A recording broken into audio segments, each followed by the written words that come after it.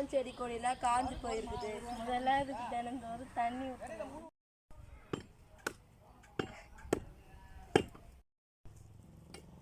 ஏன் மரங்களை வெட்டுறீங்க? இந்த மாதிரி மரங்களை வெட்டினால்தான் நீங்களால் சமைக்க முடியும். இயற்கை பாதுகாப்பதற்கான உலக தினம் ஜூலை 28 கொண்டாடப்படுகிறது. இயற்கை நமக்கு உணவு, நீர், காற்று போன்றவற்றை வழங்குகிறது.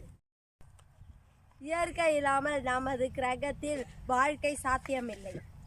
இயற்கையானது இல்லாவிட்டால் மனித இனமே அழிந்துவிடும். மரங்களை வெட்டுதலை திருத்துவதோடு இயன்றவரை மரக்கன்றுகளை நட்டு வளர்த்து நமது பூமியை வளர்ச்சிக்க செய்வோம்.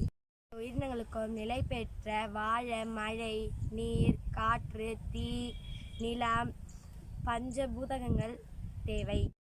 இயற்கை இறைவனின் இணையில்லா ஓவியம் என்பதை இயற்கை பற்றி அழகிய பொன்மொழி. இயற்கை இல்லாமல் மனிதனால் வாழ முடியாது.